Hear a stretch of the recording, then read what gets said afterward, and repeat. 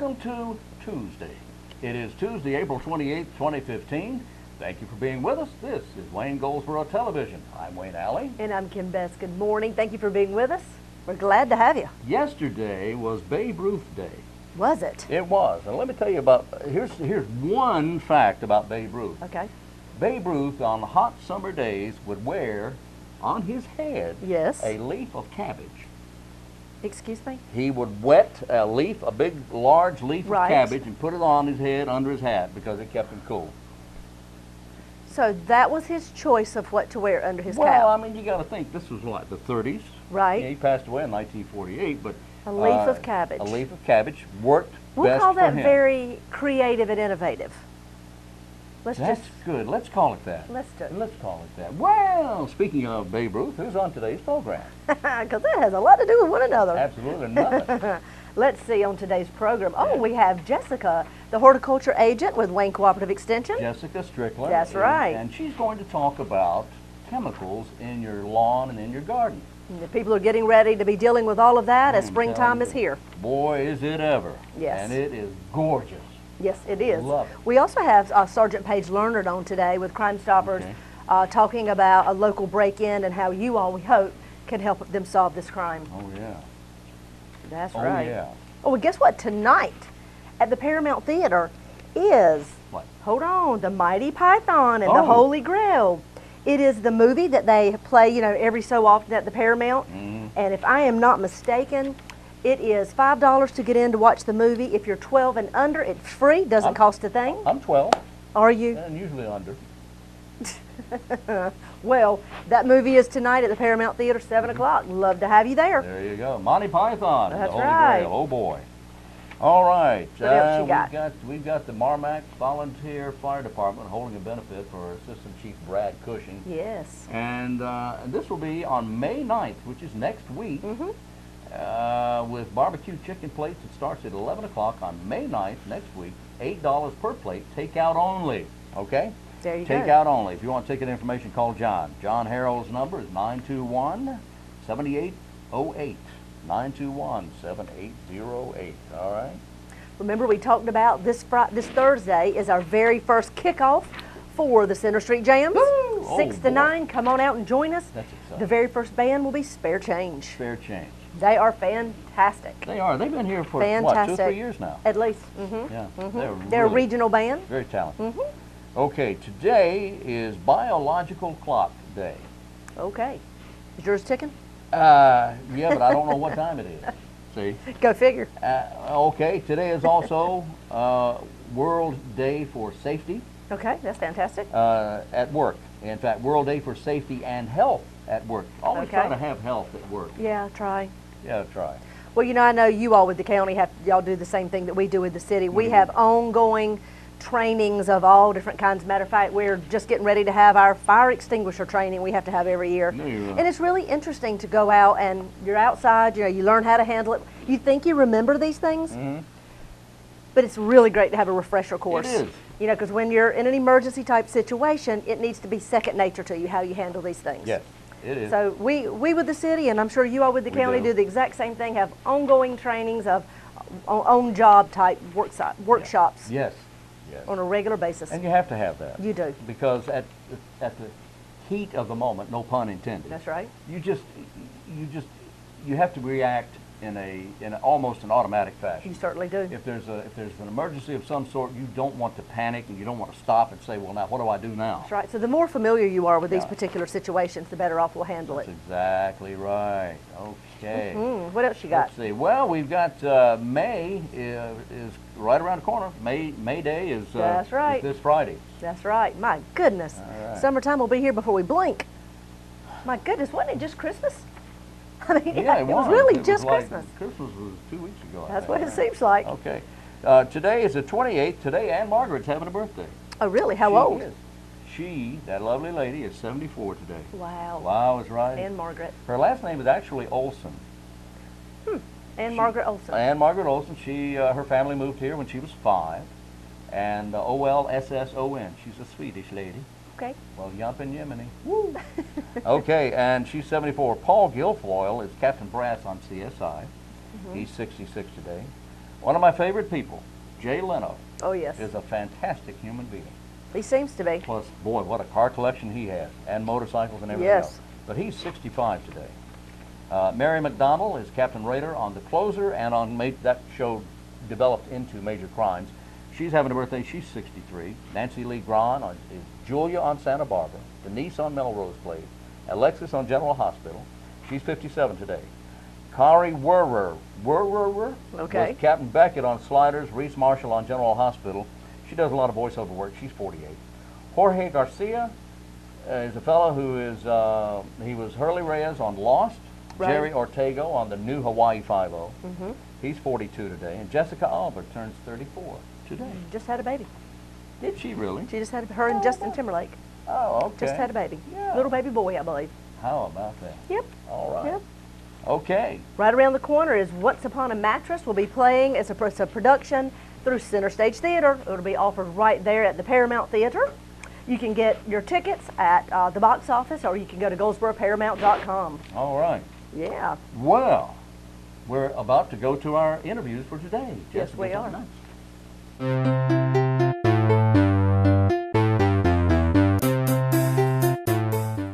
Today we're at the Cooperative Extension Service office here on the corner of George and Chestnut Streets. We're at Wayne Center. Isn't that where we are? Yes, that's it. And you are Jessica Strickland. Yes, I am. Who is the horticulture agent for the County of Wayne. Yes. Oh, boy. Yes. How you doing? Doing good. Great. Now, this time of year, everybody is outside. They're working in the gardens or working in the yards, as they certainly should be. Right. And enjoying it, as they certainly should be. Yes. But every once in a while, we run into a problem where we see chickweed or those Yes. dreaded weeds coming up. Right. And I have probably one of the finest crops of weeds in Wayne County. I'm very proud. I'm probably there with you. Okay.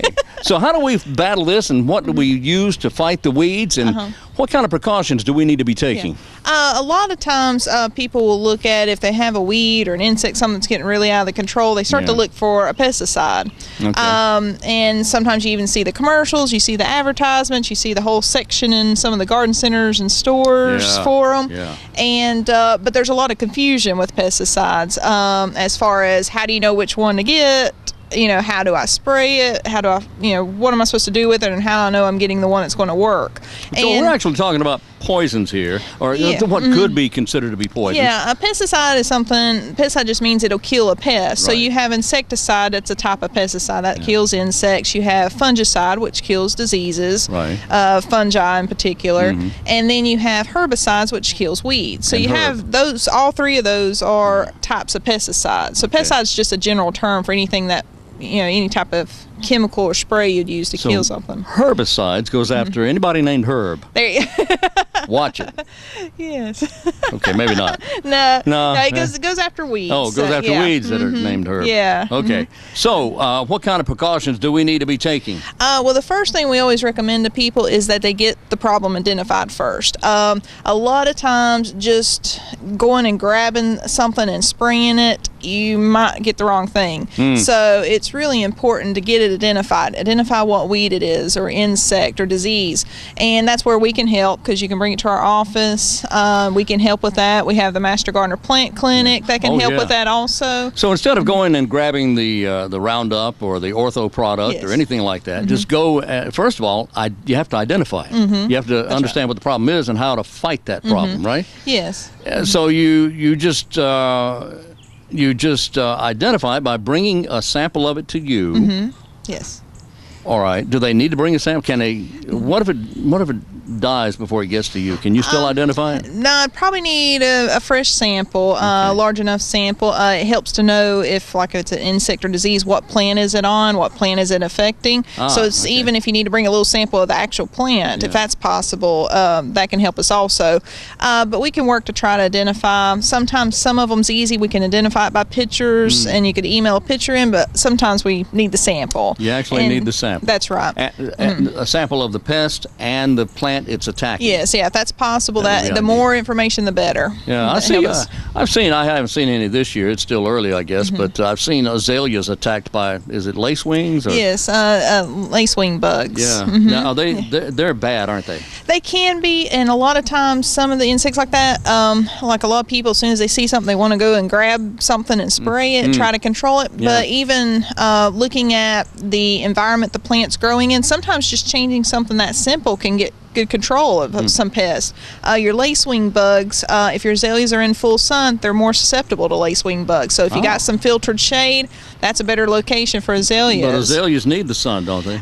They can handle partial shade. They like that. Okay. They like that filtered sunlight, like under pine trees. So that's why you see them under pine trees. So a lot. run out right now and buy a tree, okay? Yeah. And hide that. But sun. thinking about some things like that, sometimes there's some pests that it's just either it's too far along or it's something where some type of pesticide is not going to control it. So as people are getting more concerned about pesticides and as far as using them, it helps to use them properly and only use them when needed. And there's a lot of times that it might not be needed. Right. And there's other ways maybe to control it. And that's where it's important to first get the problem identified so you know what steps you can take. Okay. Identify the problem, number one. Yes. And then once you identify the problem, then you know how to attack it, because That's right. there's different methods of attackment for different problems. Yes, that's right.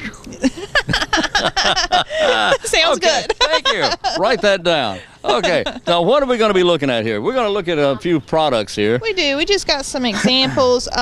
This one is a type of herbicide, and what you would look for, a lot of times what we tell people, if you're looking for, we'll give you a chemical name.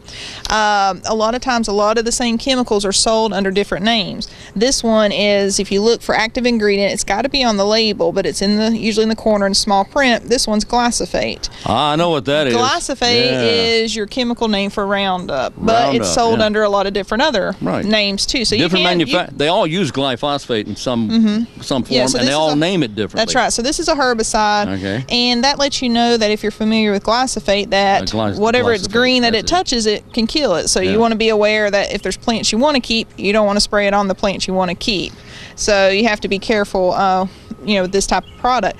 But looking at the active ingredients important. Also looking at the warnings and the information is important, because just like with even pesticides, your household things you use in the house to clean with, same thing, they're chemicals, they have those warnings, and it's important to look at them and be familiar with them, and as far as how to best use them. And you do get a little booklet in the back that has a lot of information, but it is important to look at that. It'll give you precautionary things to look out for. Also, it'll give you information about where to use this and where not to use it. All that is very important, and there it is. By law, you're supposed to follow the label. By law, you're supposed to follow the label. Yes. Okay. If I have a weed problem and I go out and I buy this glyphosate product here, regardless of who makes it, everybody makes it, or uses it rather. Everybody uses it.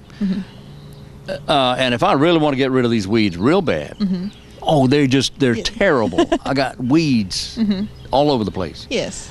I should go ahead and if I just put on twice as much than it says, I'll be in really good shape here.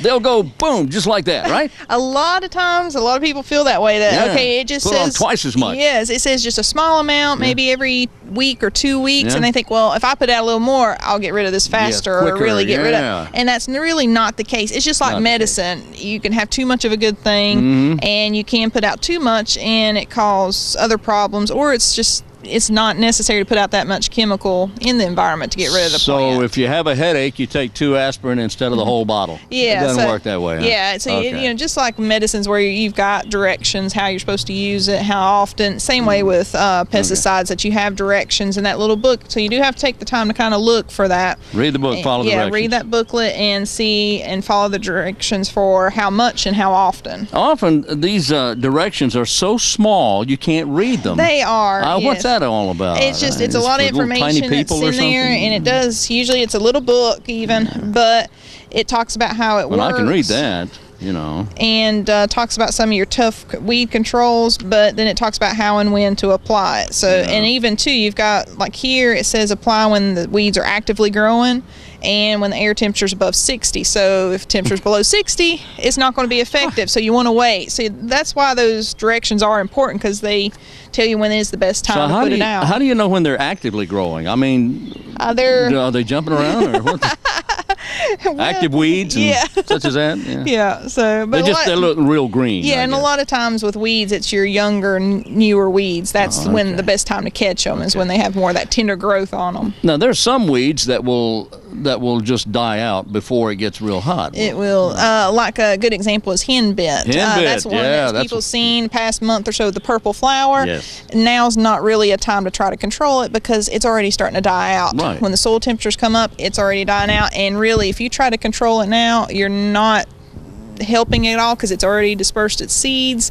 And for next year, what you're looking at is trying to get control of it. You can choose between pre-emergent and post-emergent. Probably your weeds that are going to be harder to control is your perennial weeds.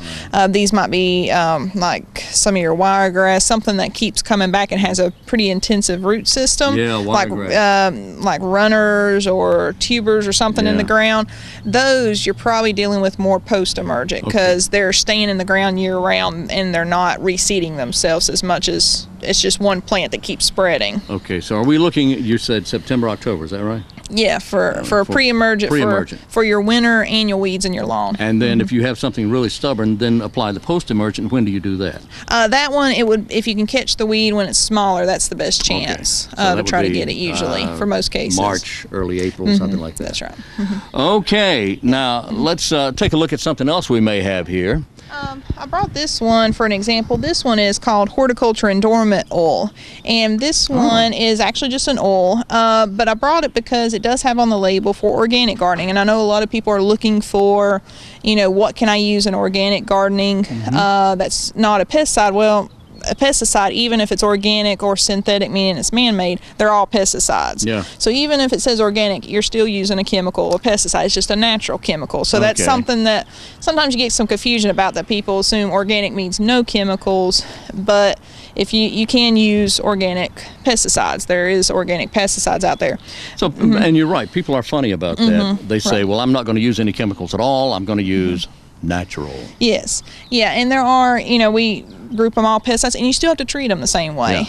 This one still has the warning, still has to keep out of reach of children, those same precautions you see on some of your other things. But this is an oil, and we use this a lot maybe with fruit trees or with other trees and shrubs that have insect problems, that you spray this oil when the tree's dormant in the wintertime, and it puts a coating over the insects, so then it blocks oxygen from getting to the insect. Oh, okay. And so it is a safer choice of pesticides, if you need to use a pesticide, but it does have on here a statement for organic gardening. So you can look for that.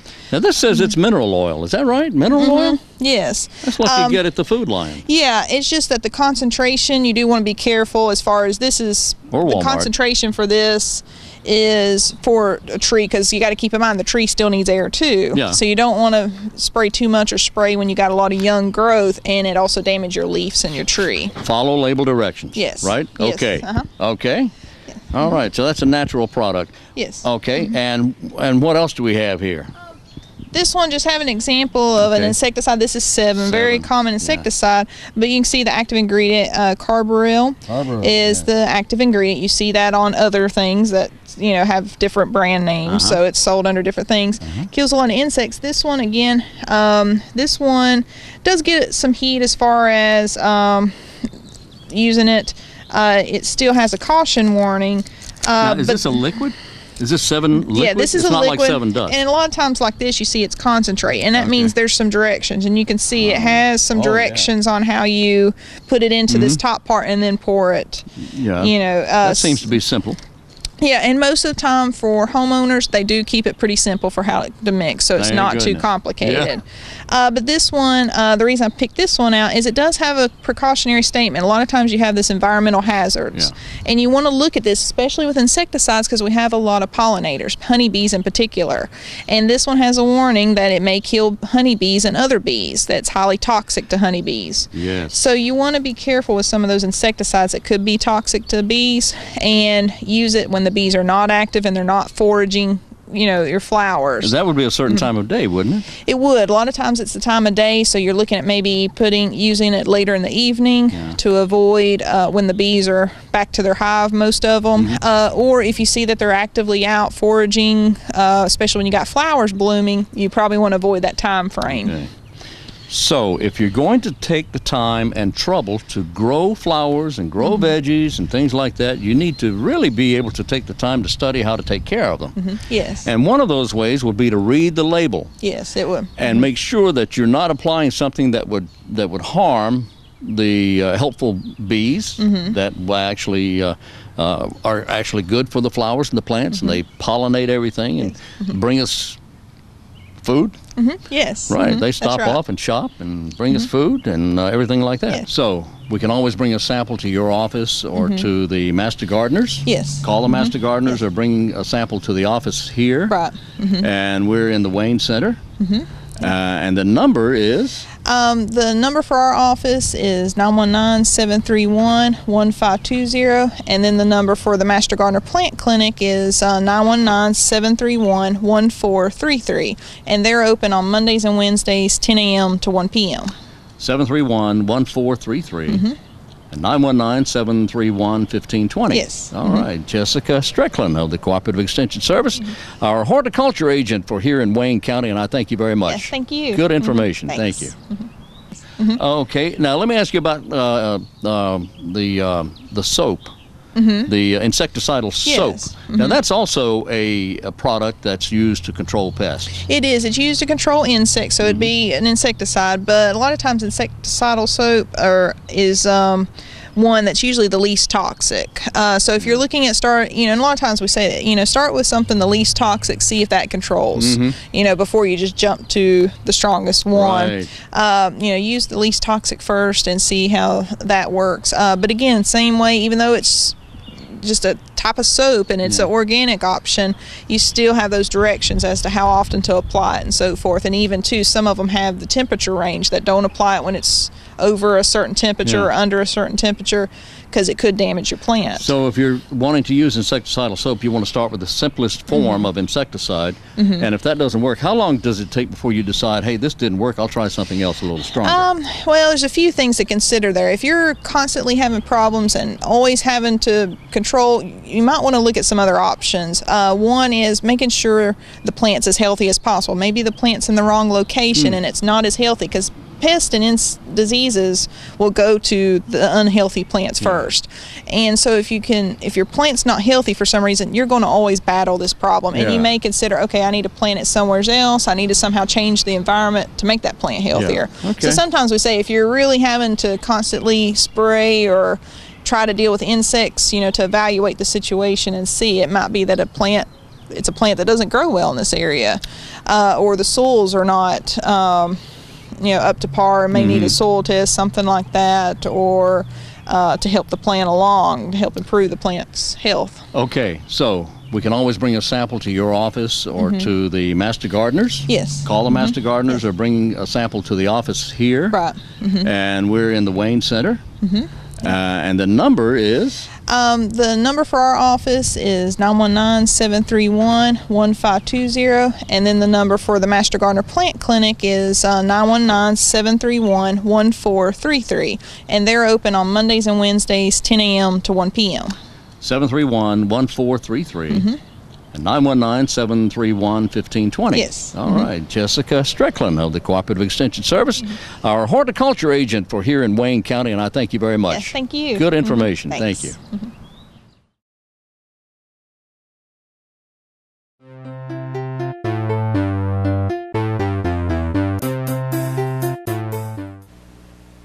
We are back on Wayne Goldsboro Television. Yes, we are. So how are we doing with Jessica Alba? Well, we need to make some corrections.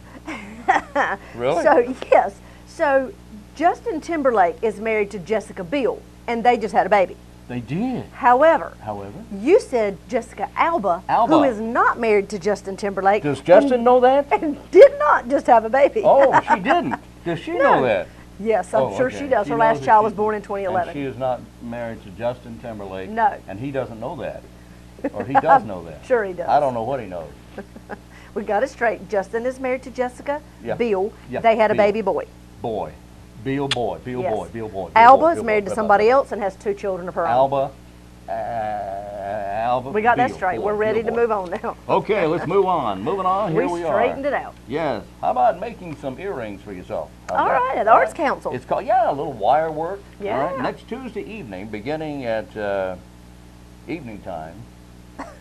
Oh, it's at 6:30. Oh, you found the evening. For a couple of hours, the first of 3 workshops, and in the session, students will learn basic wire working skills. So There you're you going to work go. with the wire to make jewelry. The cost is $40. All supplies are included to make 2 pairs of earrings. And the class is for ages 16 and older. Call 919-736-3300, 919-736-3300. There you go. All right. All right. Remember you and I talked a while back about the fact that now the city is moving towards using the automated solid waste pickup trucks? Yes. Yes. So now it will not be a team of 3, 1 driver and 2 people on the back actually picking up the trash cans. Right. It'll now be 1 driver driving an automated truck. Right. It has the arm that goes out and the claw picks up your trash can, empties it up, and then moves on. Wow. So no jobs were lost. The jobs have been redirected. Reassigned. Reassigned. So nobody's lost a job. No. We're just becoming more efficient. There you go. There you go. There you go. Oh boy. And this will not affect everybody in the city Yeah. that has the trash service, Yeah. but it will affect most. I was wondering how a truck that with a claw where the guy doesn't have to get out or anything like that. When there's cars parked on the side of the street, they're not going to be able to work around those, are they? No, they're not. All right. So there's all kinds of situations that will be coming up. You will be those that will be affected will be getting a brochure in the mail. It'll actually come in your water bill, so check your water bills carefully.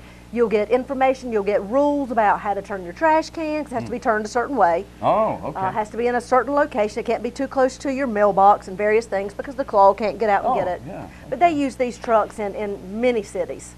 So we're moving forward. We're trying to be more efficient.